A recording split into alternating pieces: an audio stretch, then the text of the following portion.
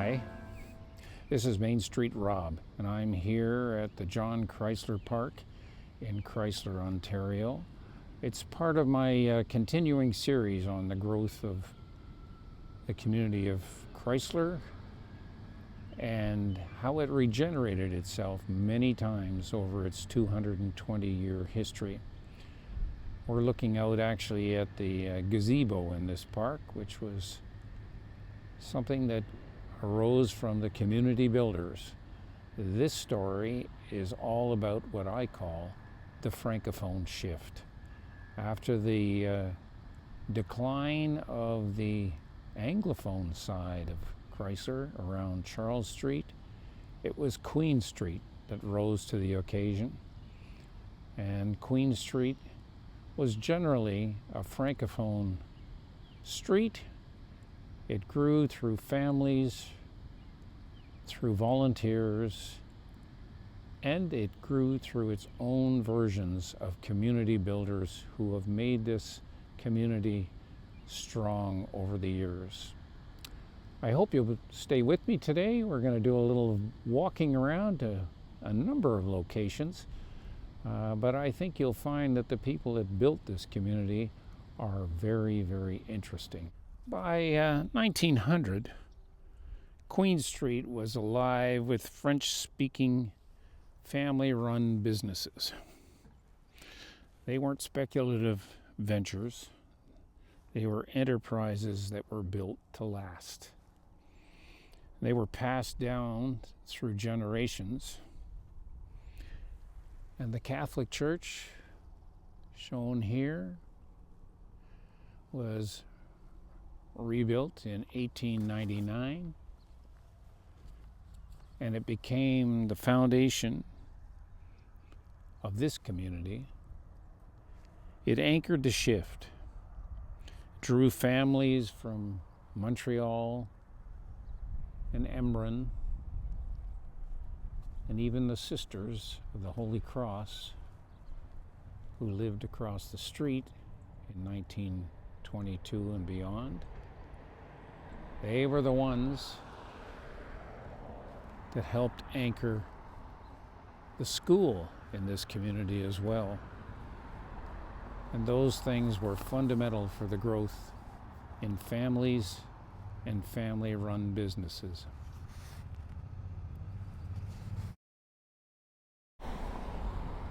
So here is number 7 Queen Street. Used to be the commercial hotel. First it was owned by the Richards, then the Varens, but it was a social center of francophone Crysler.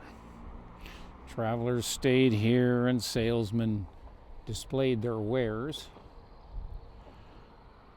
and locals gathered for meals and for celebration. It was an event center. It was Queen Street's answer to the Russell Hotel. Well, I'm just going to walk by this place for a few minutes because there is so much history on this spot right here. It's hard to imagine. Here was the original blacksmith shop. If you think of a blacksmith, you have to think of what automobiles are today. So, a blacksmith shop is just something you absolutely need in the early part of the 20th century. One of the first businesses actually on this side of the river goes back actually to the Benoit family. It was a general store. It was established in 1903 or 1904, and originally we think this was the Fournier house. It was the stone house that was visible from up there. It's hard to see. That's where John Crysler's house was, where he lived from 1848 to 1852. At one time, this was the Jardine Schnitzinger General Store, and there was a barber shop right next door. The Benoits, of course, lived here for many years. and they moved their general store across the street to this location, which is the current location of the famous general store in Crysler. The general store, of course, was a community hub. Families came in and bought their essentials here. They shared news, and they built relationships that lasted for generations. Just here at number 1 Queen Street, there's the river right there, and the bridge, is the current site of Desormeaux Meats. This has been the location for butcher shops for many, many years. Initially Lepage, Courrier, Léger, Varin, Bourbonnais, and now Desormeaux. These weren't just businesses. They were lifelines because they fed the village, they employed local youth, and they kept Queen Street busy from dusk to dawn. There's the general store, so let's just walk up here on 1st Street. See if we can find number 6. Because number 6 was the former bakery site of the Lafleurs. If you can imagine the smell of fresh baked bread coming up from here, it certainly was an inviting thing.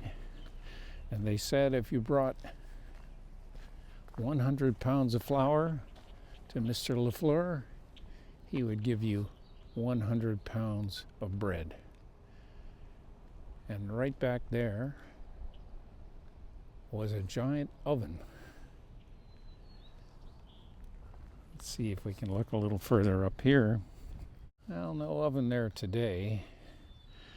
But if you can imagine families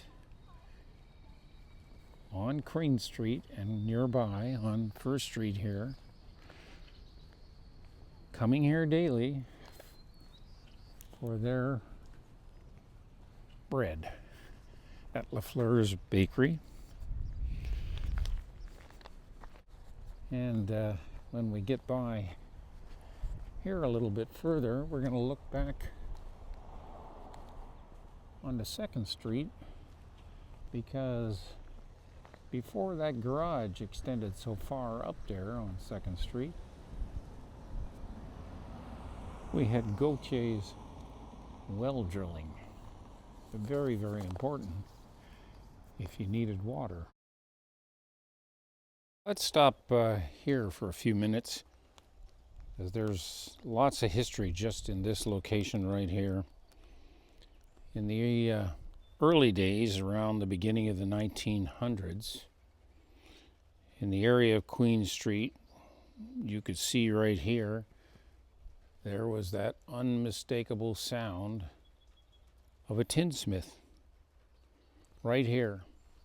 This was Moise's St. Louis tinsmith shop. And the tinsmith was far more than a tradesman. If you've ever been to Upper Canada Village, you know what I mean. This man was a problem solver. He shaped the lanterns and the stovepipes and the roofing panels. He did plumbing. He did everything for the homes and the farms all around this area. Of course, the times changed, and by the 1930s, the Robert brothers had bought this shop. The Robert brothers, they were entrepreneurs in the truest sense. Initially, they converted the tinsmith shop of Moise's St. Louis right here at number 6 Queen They converted it into a restaurant and a billiard parlor. Later, at this very same location, Paul Lafleur brought in a new kind of industry, egg grading. Across the street, at number 9 Queen, they established their other businesses, a jewelry store, a dance hall, and a roller rink. All of these things, of course, made Queen Street the entertainment district of Crysler. This was a place where young people gathered in the 40s, where music played and where memories were made. In 1976, the jewelry store became Tony Briere's beloved chip stand and restaurant. Of course, all you see now is this parking lot because that establishment sadly burned down in 2023. Uriah Wirt established a shoe repair shop just in this particular area right here. It's just slightly north of this particular location, which is number 33, the site of the side door restaurant today. But when you look at this particular building, it was more than that, because Uriah's son Dick Wirt, very, very interested in things beyond shoe repair, and in particular garages and automobiles. At first he set up a electronics repair business, and then he got into automobiles, and this was the site of a very successful garage. Dick Wirt hired a number of the local folk who later went on to do some fascinating things in this community, all around cars. But if you can picture here, the bays for this car repair shop, and then subsequently an auto dealership. They were so successful here that they actually parked the cars over there on 4th Street. After the railway came to town here in Crysler, the francophone families, which were predominantly down in the Queen Street area, they began buying and operating businesses on Charles Street, especially near the bridge. You had Racine's Livery at 16 Charles Street, very close to the post office, of course. Later in 1917, this location became the Lepage Farm Implement Store. And of course, a little farther down, so next door really, Isidore St. Louis bought the old Crysler Hotel on number 14 Charles Street in 1901. And then across the street, by 1905, Ranger's Furniture Store, with its accompanying First Village Library, became a landmark for this community. It straddled the north bank of the South Nation River, right overlooking the river on Charles Street. And next door to that, the Forget family offered public scales, but sadly, Ranger's store burned down in 1915, and the Forget family passed away in that terrible flu epidemic in 1918.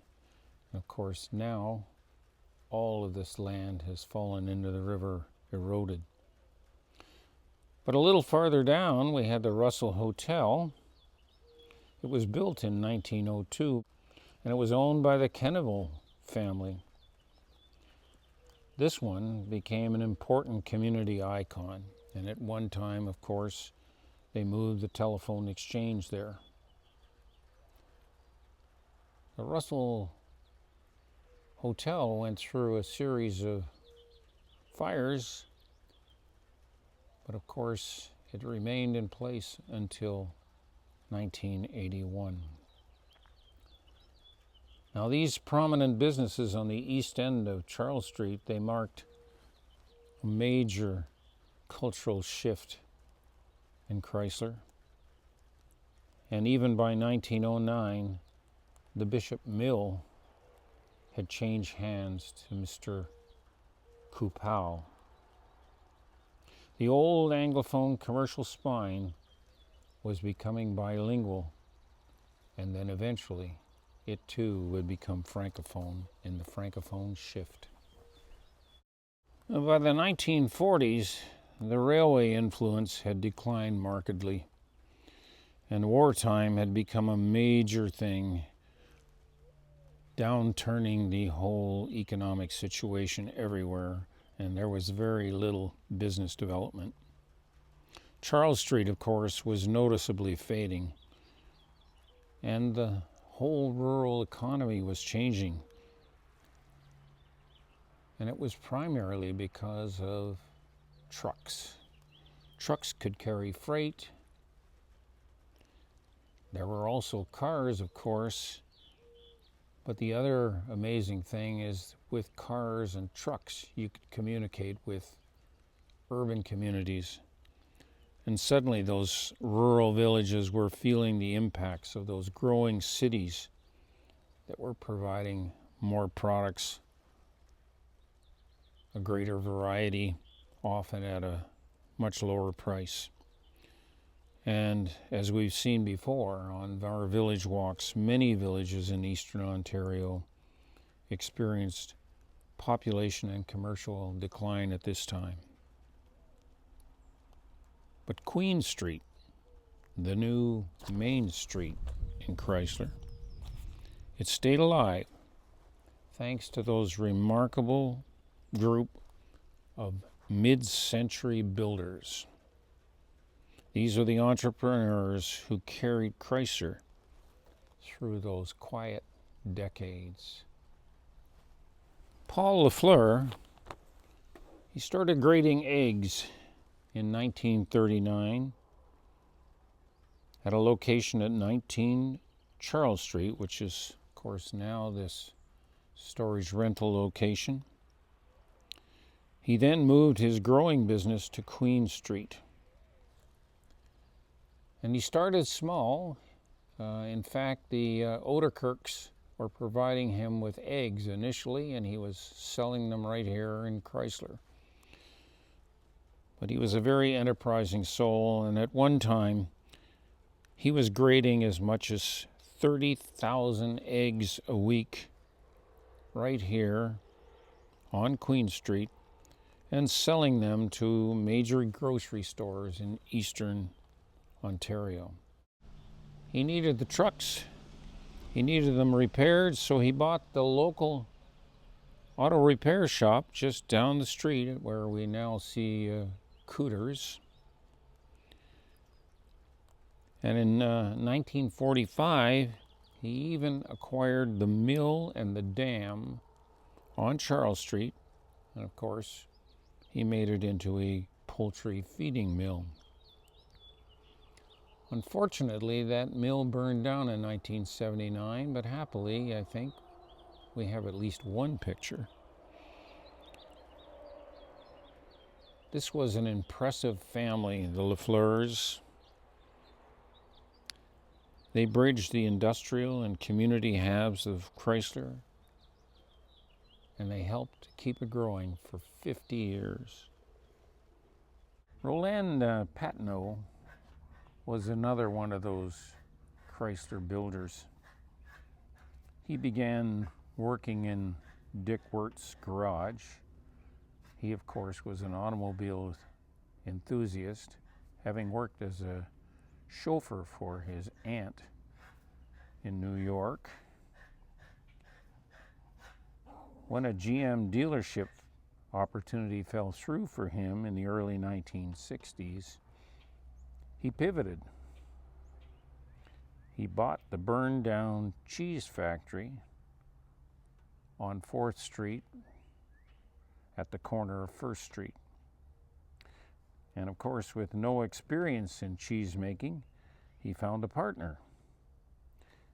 He rebuilt the business and he ran it successfully for just over a decade.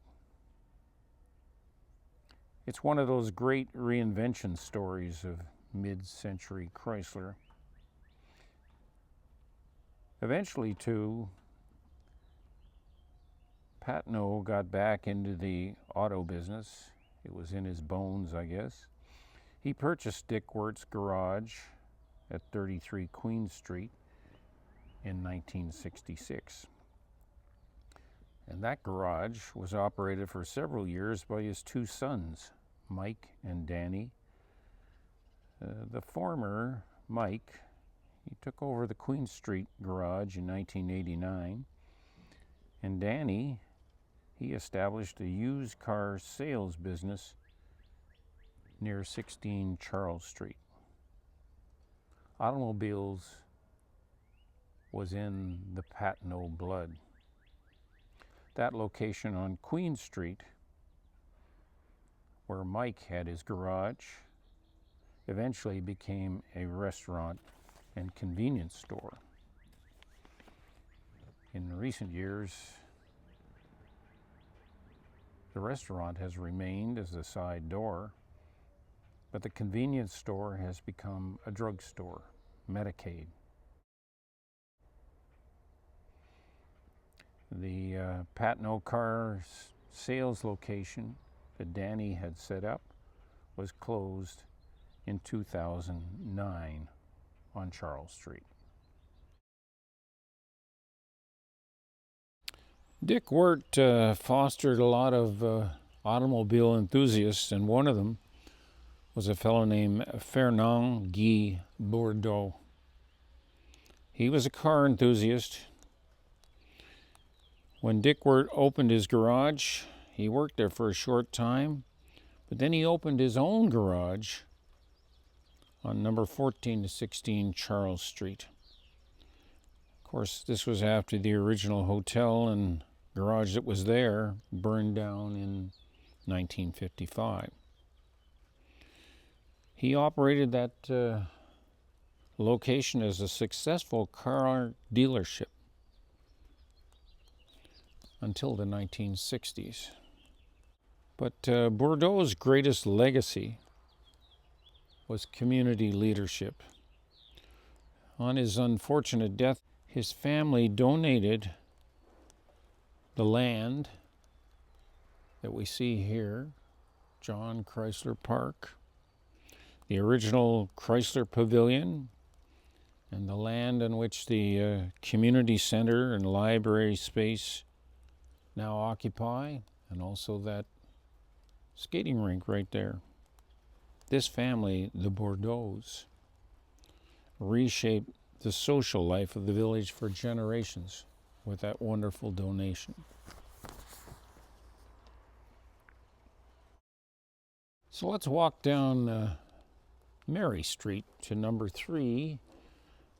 It's not a pleasant sight today, but originally a fellow named Réal Leduc, he transformed a small woodworking shop right here that he had established in the 1950s into a major construction firm. At one time, he employed up to 70 workers. And his company built homes in Chrysler. He did municipal buildings all across the county.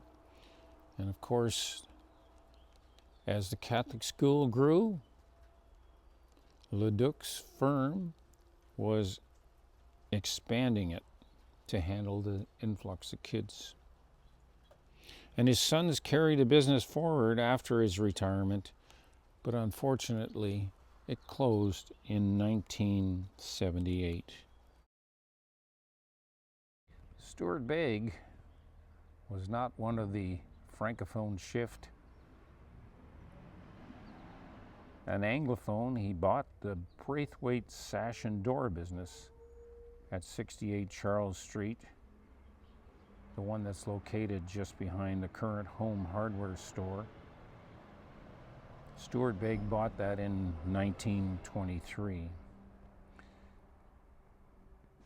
Unfortunately, in 1936, ill health, they forced Stuart to hand over the ownership to his son Bert.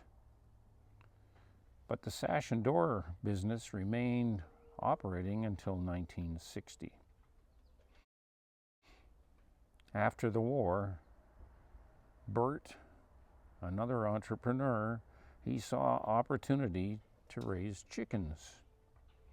Initially for broilers, but then for egg layers, as he observed the success of Paul Fleur. At one time, the factory produced 25,000 broilers annually. When he converted it to egg laying, he had over 16,000 chickens on this site. This operation ceased with the impact of competition in the egg business in 1971. But the facility was reinvented that year. Bert Begg created a hardware store under the PAL banner, that's P-A-L. And it operated for a few years and was purchased by the Cannell family in 1974. That family converted into one of the first Canadian home hardware stores. It remains in this location today. In 2017, Stuart Begg's great-grandson, Mark, he bought the home hardware store in partnership with Pierre Seguin. And that store remains a Crysler landmark today, still has the train emblem on the front of it. By the 1970s, rural economies were shifting dramatically. Small farms were merged into larger ones. The local manufacturing declined. The car dealerships closed down or were amalgamated. And the big city stores were out competing those smaller village shops. Many of the next generation entrepreneurs inherited businesses that no longer fit the times. But Crysler didn't fade away. And behind the scenes, volunteers were there. Rarely in the news. They built the playgrounds. They expanded the community center. They covered that hockey rink over there. And they turned it into a major event center. It's still a great thing when they bring in the big trucks and the big farm machinery every year. These volunteers improved recreation. They installed a boat launch on the river. And they created that well-maintained walking trail, the Bell Canada Trail, that goes around most of Crysler. And every year, the volunteers host a popular Santa Claus parade. People come from miles around to see it. They light up that gazebo in John Crysler Park.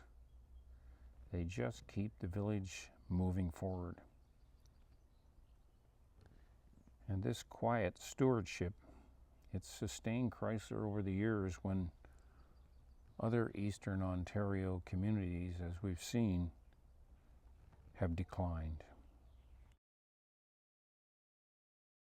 Well, this chapter ends Very close to where it all began, down on Charles Street and the river. And we've actually come a little ways up Queen Street to get here. This is the new subdivision. These are the new builders that are changing the face of Crysler. Well, Queen Street was all about the families, from generation to generation, helping this village continue to grow, to reinvent itself.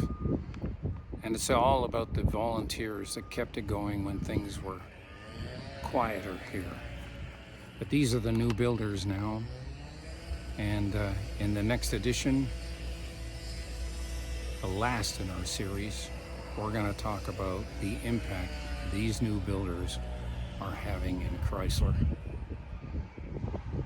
I hope to see you again for the last in this series on the urbanites and their impact, coming up in the near future.